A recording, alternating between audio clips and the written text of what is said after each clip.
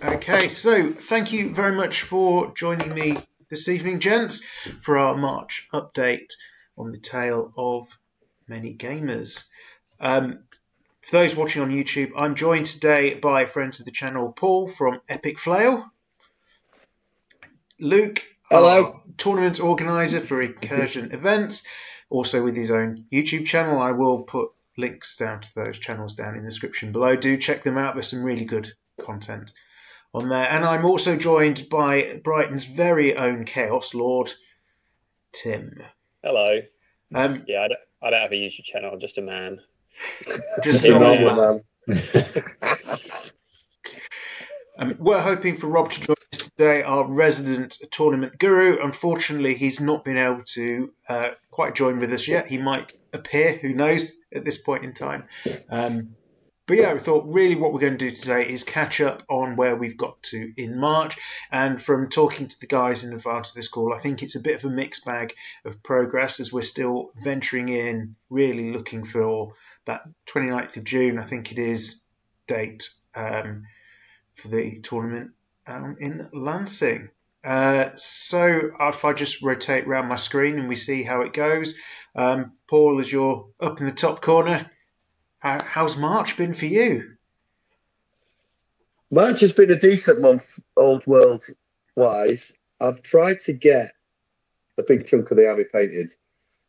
I don't know how well I've done compared to the people, but I feel like I've got maybe 50% of a 2,000 point list painted, which for those of you that are good at maths means it's almost 1,000 points painted, which, yeah, I think is all right for me, juggling streaming and doing YouTube stuff and playing and painting can be a bit of an effort. But yeah, I've painted the Grail Knights. I've painted a unit of mounted Knights of the Realm. I've painted the unit of Peasant Bowmen, and I've made a start on Men at Arms, which feels okay. And game wise, I've got a bunch more games in and starting to get my head around how the list plays because of the way I absorb rules. I'm not very good at reading the rule book. Well, I can read. I mean, I can read rule books. Thankfully, got through school, but I can read them and it just goes at the other end. So I've had a few more games in there and realised that there's quite a few things I was getting wrong.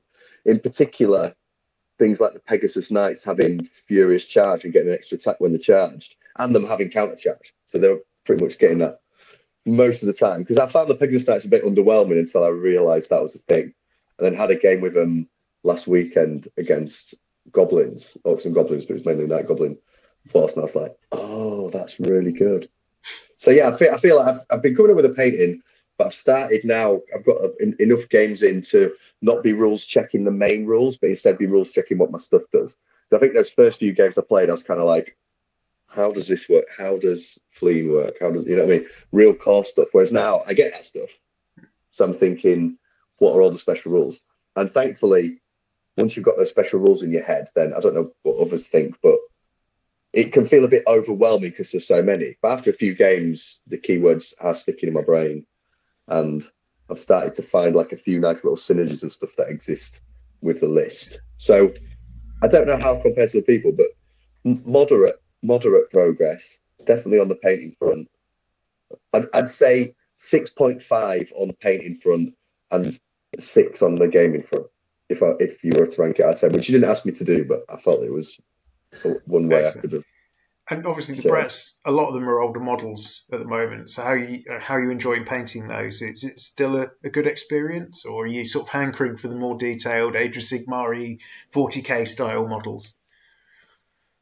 I would, but I mean, I have enjoyed painting 40k stuff more. If I'm going to be honest, because I find because of the way my brain works with tasks that I know are going to take a long period of time, it's really helpful for me to feel like the next model is different to the last one. Like, oh, this is slightly different, or that's a different weapon, or that's a different pose, and it keeps my brain interested. Whereas painting a Bretonnian bowman is like, I mean, that's, you know what I mean? There's not that same stimulation of different poses and stuff. But then on the other hand, the gratification of having it all painted and in a unit looks really good. Whereas 40k armies, I think, can look a bit jumbled on the table.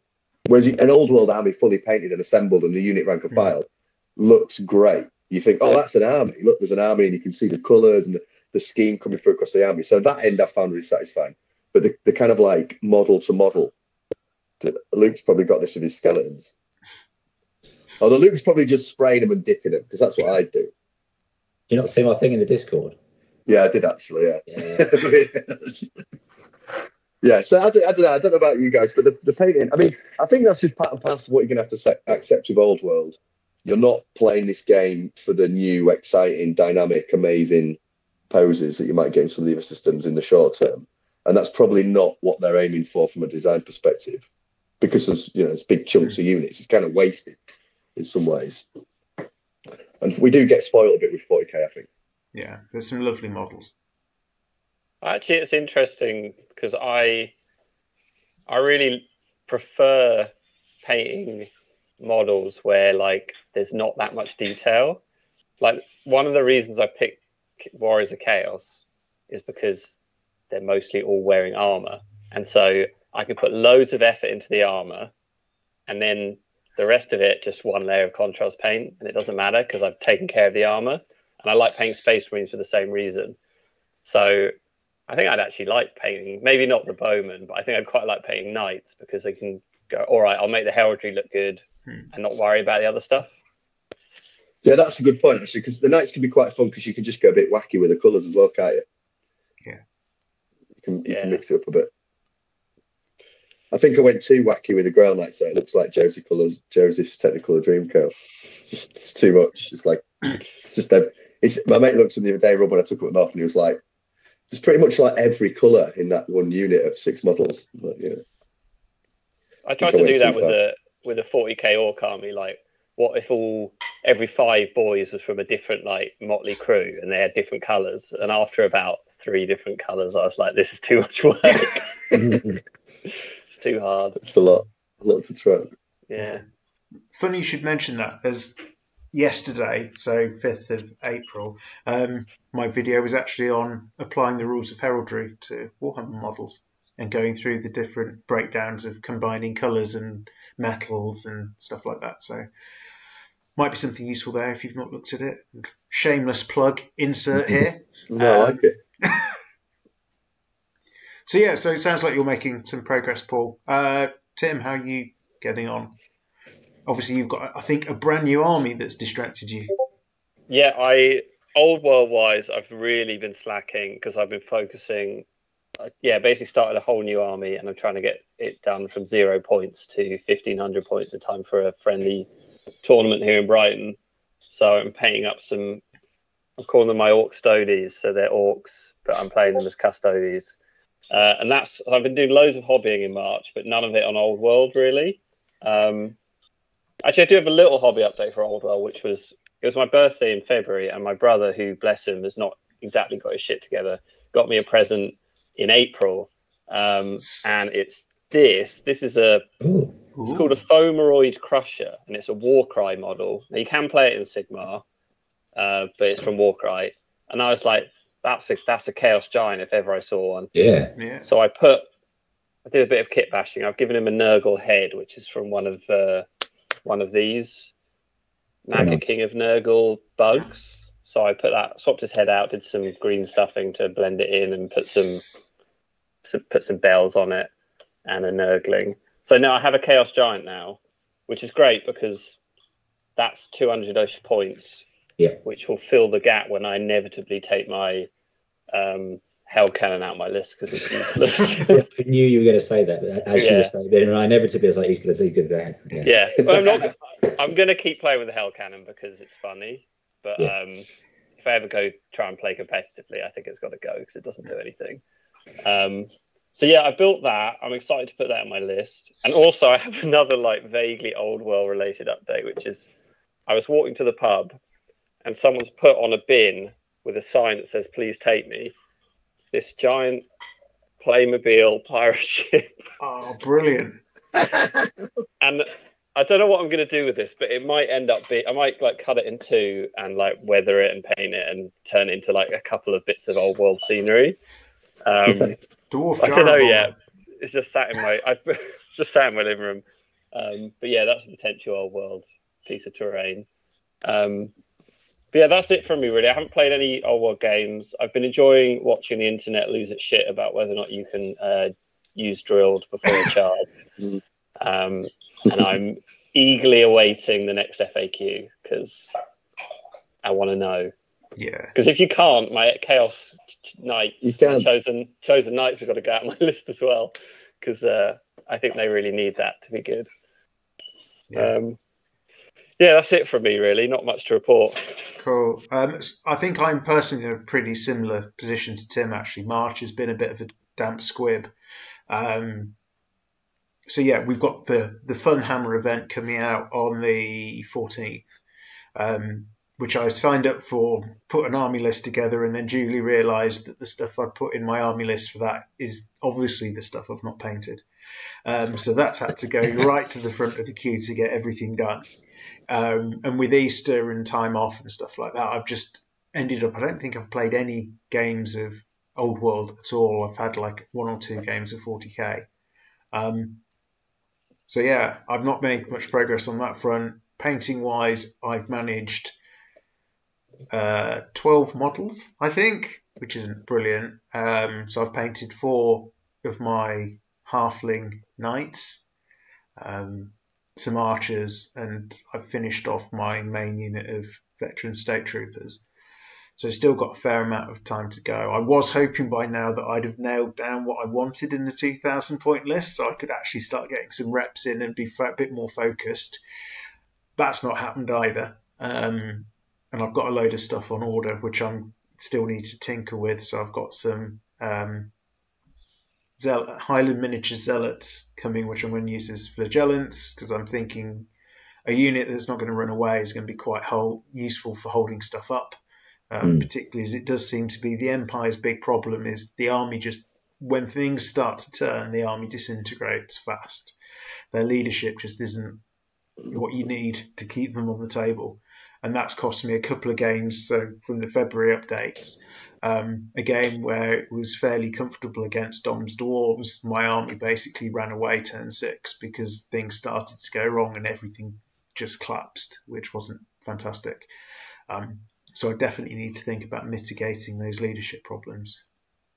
But yeah, other than that, not tons of progress. I'm hoping now with Funhammer sorted out, that I can now focus on getting stuff done for the old world. So there's quite a few models. There are a lotly, that's not even a word.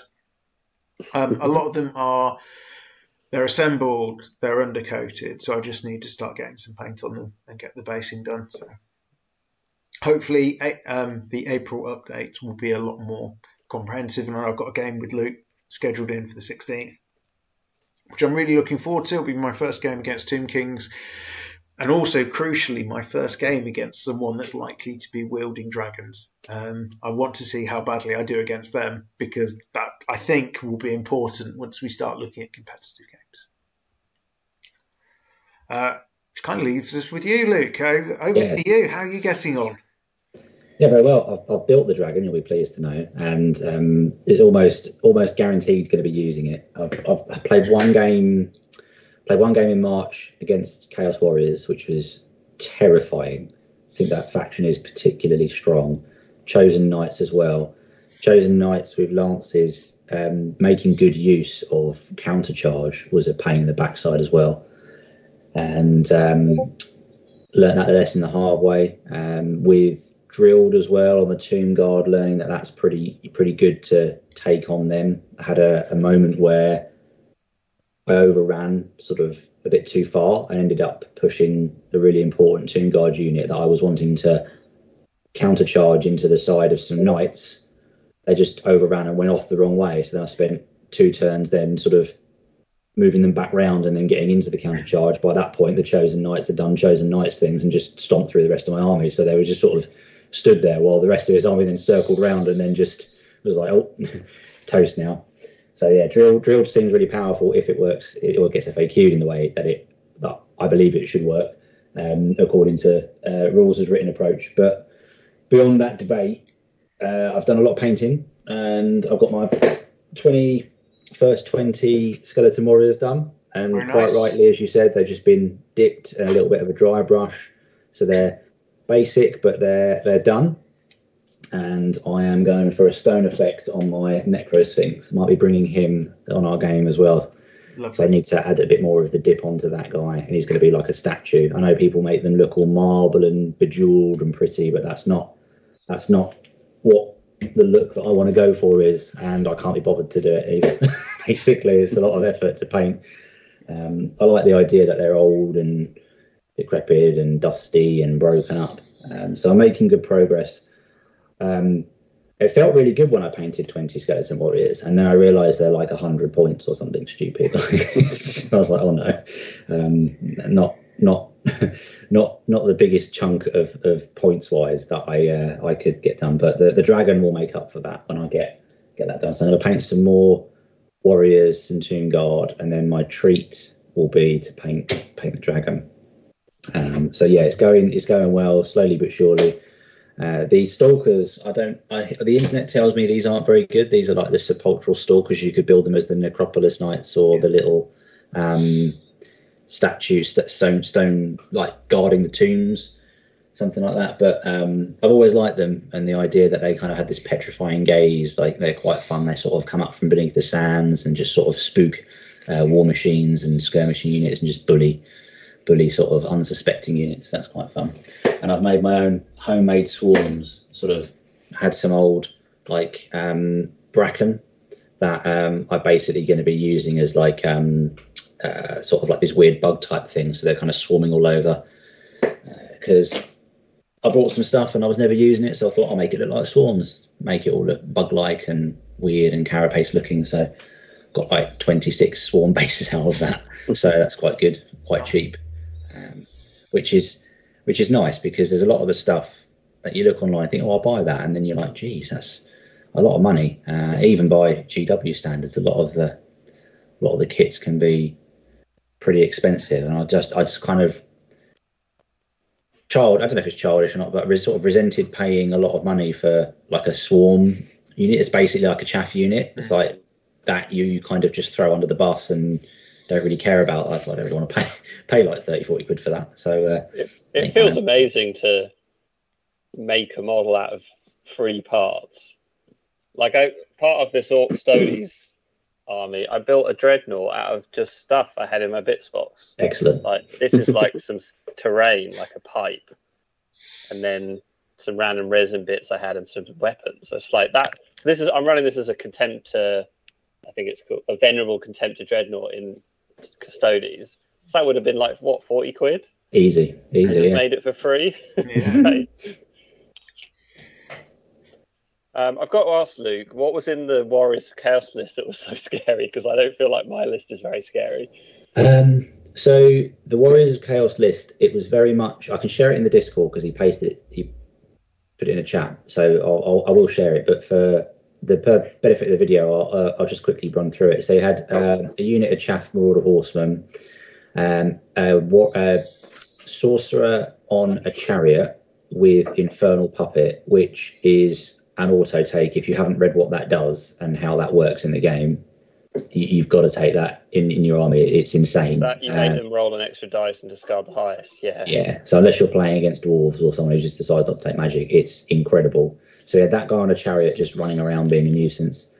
Lord on a Manticore.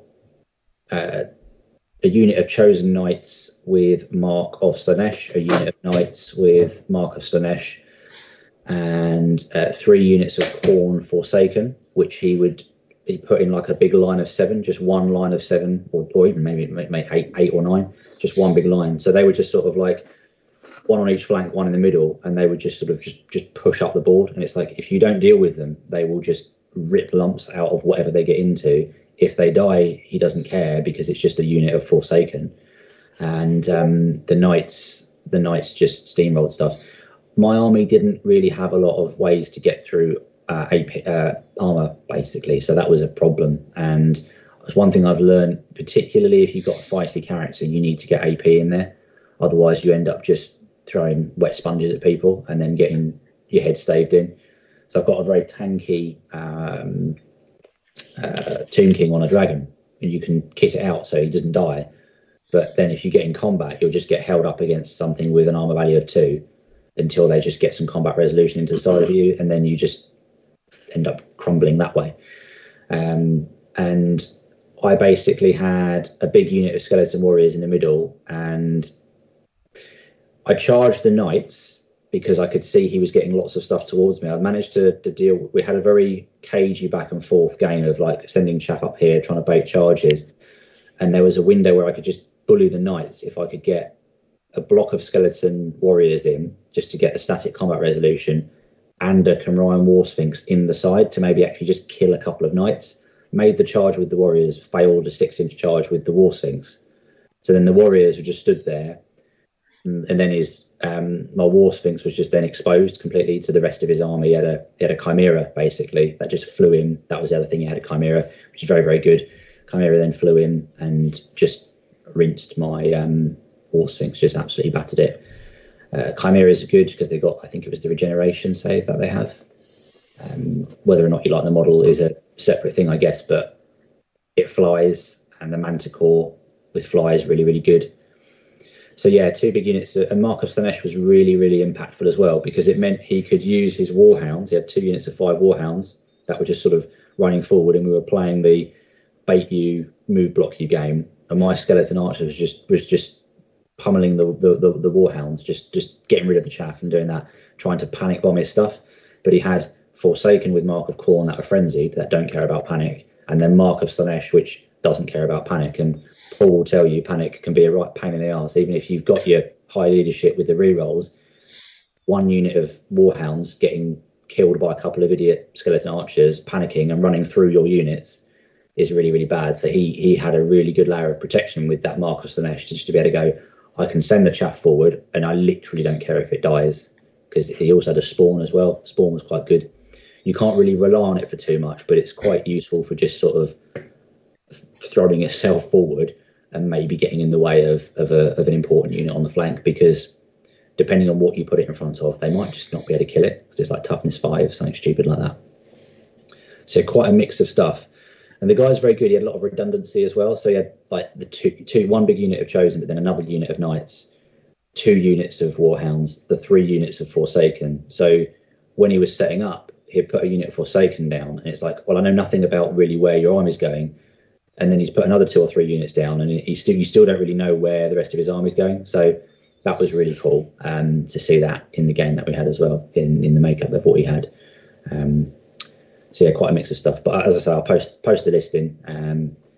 As I get more in the list, I'm going to go into Screaming Skull catapults and the Casket of Souls, things like that, to try and get rid of the high armor value targets.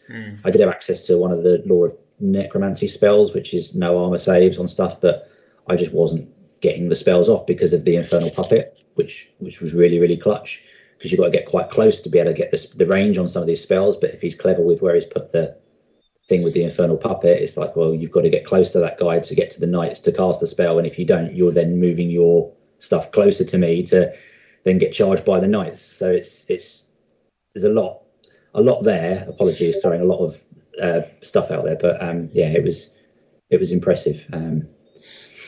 It was a good game, really good learning game. We learned a lot. Yeah, it's really interesting. I'm thinking of I've got Infernal Puppet in my next list, and I'm thinking of going 2 level 4 wizards. One of them in a basically unkillable block of 24 Mark of Nurgle warriors. Yep. And the other one running around, doing stuff. I really want to give this a go. I have no idea if it's good, but yeah, no, but really, if he's nice and defended in the Nurgle brick, then that's intimidating, especially if you've got some nice buff spells to go on top of the already nasty ability that Nurgle has. Yeah, and there's an amazing Mark of Chaos which gives, if you're engaged with the unit, you gain fights last. So you charge into the block, and then the wizard gets to do his assailment spells first. Nice. I really like that. I mean, if they charge you, you're probably going at the same time, but still, it's good. It's nice. Yeah. Yeah, that Nurgle block you've got, I remember from when we played, is pretty horrible because it just keeps coming. and it's very hard to slow it down. It doesn't move quickly, but it just keeps on rolling. But you can give it fly 12, so it can move quickly. Well, yeah. Well, there is that minor detail.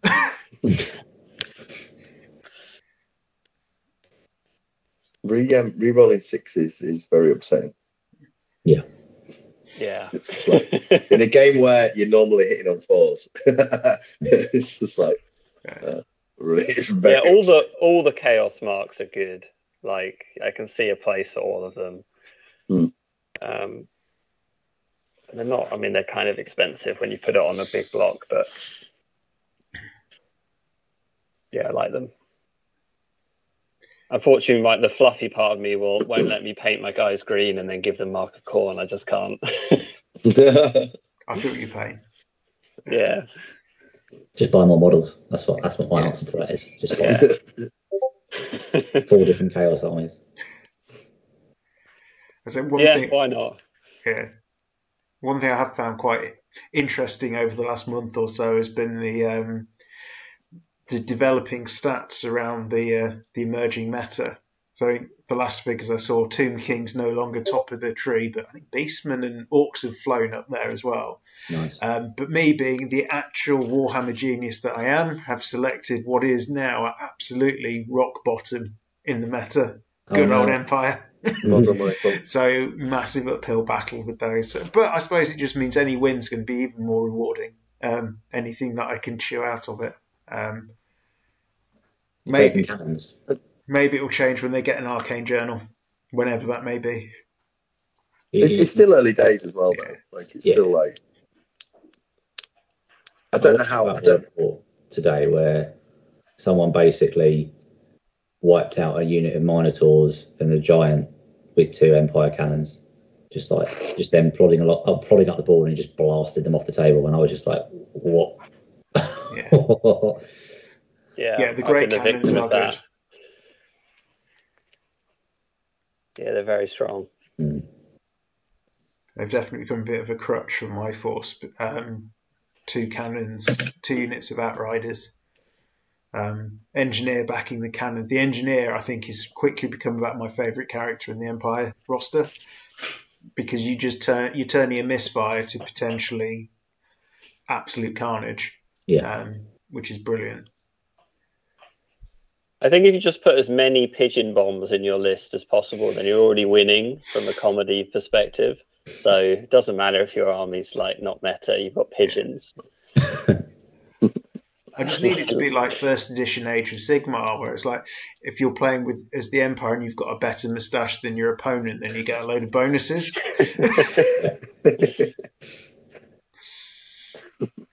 That just put me off Age of Sigmar forever. The ridiculousness of that edition. Not played it since.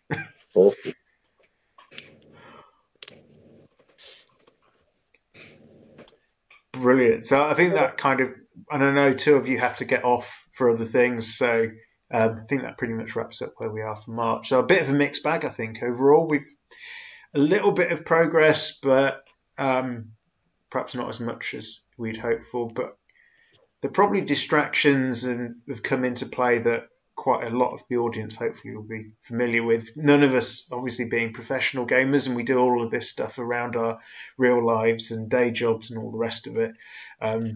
So yeah, still liable to fall foul of the new shiny, whether it be a brand new army, brand new game, just wanting to paint something a little bit different for our precious hobby time.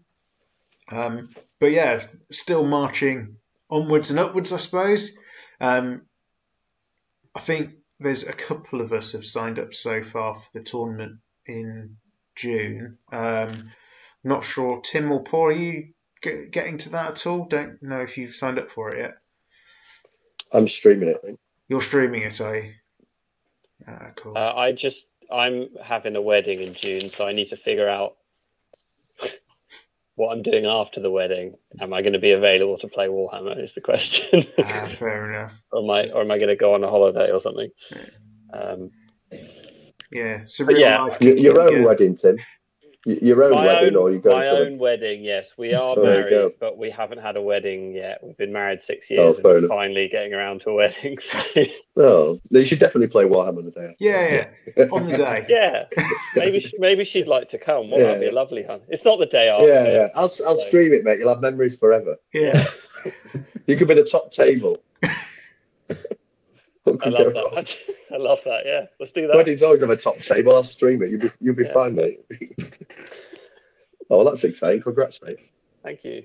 Yeah, congratulations. Yeah, hope it all goes well for you. Me too.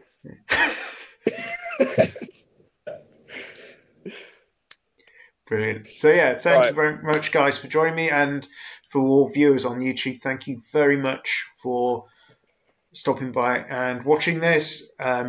If you're not subscribed already to the channel, do consider that, particularly if you've enjoyed this series of videos and the other news and update things floating around on the channel. And as I say, do check out Epic Flail and the Incursion events channels, and I'll put the details down, as I say, in the description below, so you can check those out for all the funky gubbins. And there's some really useful stuff on those two channels, plus some really interesting chats about all things hobby wise, including a lot of stuff around the benefits of Warhammer for mental health and stuff like that. So definitely worth a look. But yeah, thank you very much for stopping by. Thank you for taking your time out of your busy day, gents, to join me on the call. You're welcome, my friend. I look forward to catching up with you over the course of April. Nice one. Lovely stuff. Cheers.